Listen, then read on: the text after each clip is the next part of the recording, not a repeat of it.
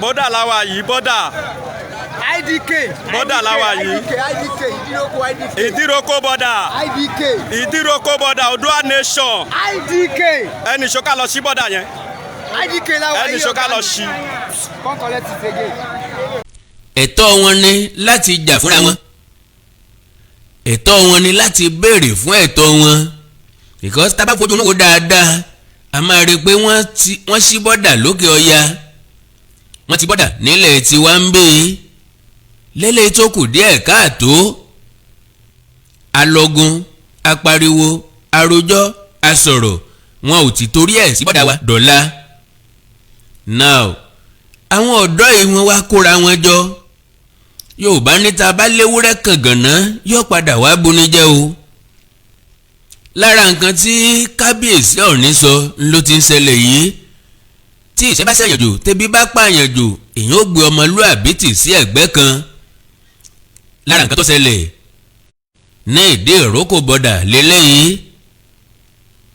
Ẹ jẹ́ kí n ṣàwòrán kí n fi àwòrán fídíò yẹn hàn yín níwọ̀nba kó tó di pé màá tẹ̀síwájú nǹkan tí mo fẹ́ sọ.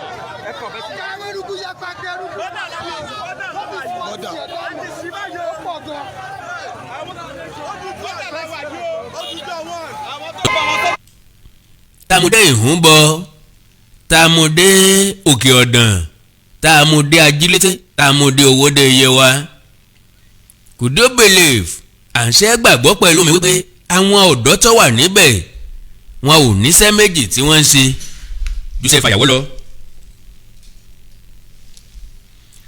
Wọn ò níṣẹ́ méjì tí wọ́n ń ṣe jùṣẹ́ fàyàwọ́ lọ. Ìyẹn dẹ̀ pé ju olè jíjà lọ. Fàyàwọ́ tí wọ́n ń ṣe náà gbogbo ẹ̀ náà kọ́ ni ó jẹ́ ọ̀nà àìtọ́. Àwọn kan ń ra ìrẹsì kọjá wọ́n rà á wọ́n san díútì wọ́n kò kọjá ní bọ́dà. Àwọn gáàsì yìí máa lọ fi ọ̀kadà kó láti bọ́dà ẹni tó lè di mẹ́rin ẹni tó lè di márùn ẹni tó lè di mẹ́fà.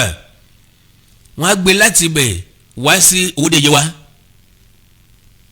Ó níye tí wọ́n ń gbé lójú ọ̀nà wọ́n rá àwọn kọ́sítọ̀mù bẹ̀ wọ́n fáwọn kọ́sítọ̀mù lẹ́gùn jẹ wọ́n ń gbowó wọn dáadáa. Tẹ́lẹ̀tẹ́lẹ̀ iye tán gbà kó tó ti bọ́dà wọ́n máa ń gba 100 naira lórí báàgì ráìsì kan because báàgì ráìsì táwọn náà kó ó depend lórí ibi tí wọ́n ń kó lọ. Ká ní wọ́n fẹ́ gbé láti Ìdíròkò dé Ìláṣẹ̀ dé Ìhúnbọ kò ní ju 500 naira lọ. Kọ́sítọ̀mù tí wọ́n pàdé níbẹ̀ wọn ò ní tí ì pọ̀. Ṣùgbọ́n ká ní láti Ìdíròkò dówódé Yewa nígbà yẹn wọ́n ń gbé báàgì kan ní 1000 naira. So ẹni ó bá gbé márùn 5000 naira ló gbé yẹn. Ẹni yẹn ló ti wá gbogbo ẹ̀ pé ókè o òun máa bá kọ́sítọ̀mù pàdé lọ́nà mẹ́wàá yóò ti ṣe 100 naira mẹ́wàá dání. That means tó bá lè kó mẹ́fà yóò fowó ẹyọ kan sanwó kọ́sítọ̀mù. Owó márùn tó kù yóò jáde mọ́nú ẹ̀ ò lè lọ sinmi ńjọ́ yẹn. Ó ti rí tají sí ńjọ́ yẹn nu.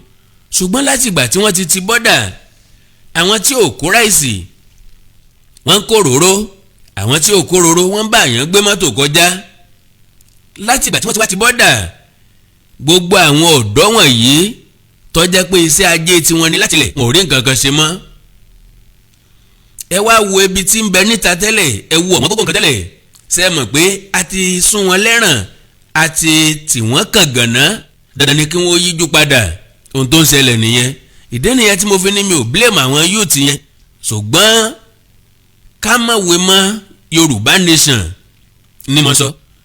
Ntẹ́ lè bá Yorùbá nation nídìí ẹ̀ ni pé a lè ṣe ìwọ́de wọ́rọ́wọ́ a lè ṣe rálì ká bára wa sọ̀rọ̀ ká ṣàlàyé nǹkan tá a fẹ́ fáwọn èèyàn wa ká ṣàlàyé nǹkan tí ó yẹ káwọn èèyàn wó béèrè fún wọn. Ṣùgbọ́n tó bá ti jẹ mọ́ à ń lọ báwọn kan jà gba ìbọn lọ́wọ́ wọn ìyẹn ò jẹ́ mọ́ agitation tiwa. Ìyẹn ni mo ní kí n clarify ká gbé sọ́tọ̀ ká má fi wọ́n gbóra wọn because tẹ́ bá gbà wọn guys yẹn wọ́n ń pariwo Yorùbá nation. Ọ̀tọ̀ ń tọ́lú o ọ̀tọ̀ ń tọ̀lú ọ̀tọ̀ ń tọ́lú wò ọ̀tọ̀ ní segede ń dágbà. Ẹ̀tọ́ tiwọn náà ni wọ́n ń bẹ̀rẹ̀ fún ṣùgbọ́n kì í ṣe ọ̀rọ̀ Yorùbá nation ni wọ́n bá lọ bẹ̀. Náà gẹ́gẹ́ bí nǹkan tí mo sọ mo ní kábíyèsí Ọọ̀ni tilé Ifẹ̀ ti sọ̀rọ̀ sókè kò sí nínú akọni ọmọ Yorùbá tí yóò sọ wípé ohun tó Ọọ̀ni sọ Ọọ̀ni ò sòótọ́. Bàbá ti sọ̀rọ̀ tipẹ́tipẹ́ o ṣùgbọ́n eléyìí tí wọ́n sọ yìí gbogbo wa la gbé oríyìn fún wọn. Ìwọ náà gbọ́ nǹkan tí bàbá sọ mo mọ̀ pé púpọ̀ nínú wa la ti rí púpọ̀ nínú wa la ti wò púpọ̀ nínú wa la ti gbọ́ ṣùgbọ́n fàǹfààní àwọn tí ò láǹfààní àti wò ó ní mo ṣe fẹ́ ṣe àfihàn rẹ̀ pàápàá. All of you to give his good message.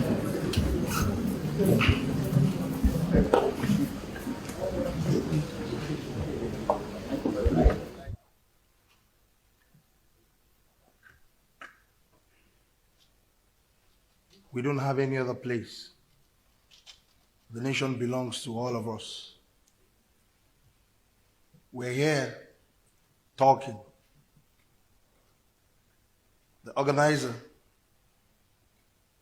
Honorable Speaker, spoke first, welcomed all of us, followed by the Senate President. We all know their positions in this country. Senate President is, by virtue of counting this country, is the number 3 man in this country. The Speaker too, the number 4 man in this country. His Eminence spoke as well, and you can see the trajectory of everything that they are saying the same thing. The gatekeepers of their nation are here, the service chiefs. And if you look at this all, on the average, the age of each and every one of us here is between the bracket of 50 and about 60, early 60s. And anybody can challenge me if I'm wrong. Our dear country that has brought all of us together here, the youngest serving governor is only 46 years old. And we all know the demography of this country. The demography of this country is above 50, all the way to age of dependency is less than 30%. But between the age of 18 to under 40, we have them in numbers of more than 70%. And we're talking about security here. Who are the active participants whenever we have breakdown of law and order? It is the average age of 18 to 39. And that's the truth. Are they ghosts? Are they invisible? The answer is no. They are human beings. Even our laws, our constitution, they will say at some point, very active civil servants will live on the average of 60 years old. Because they know why. Because they are getting tired. Maybe the judiciary extends till 70 years old. Some 65. They will even say 35 or 30 years, whichever comes earlier. We all know all these laws. But every time we're talking the talk, we're talking the talk. Number 2 man, number 3 man, number 4 man, they are all saying the same thing the way His Eminence said it. And the participants are not faceless. They are not ghosts.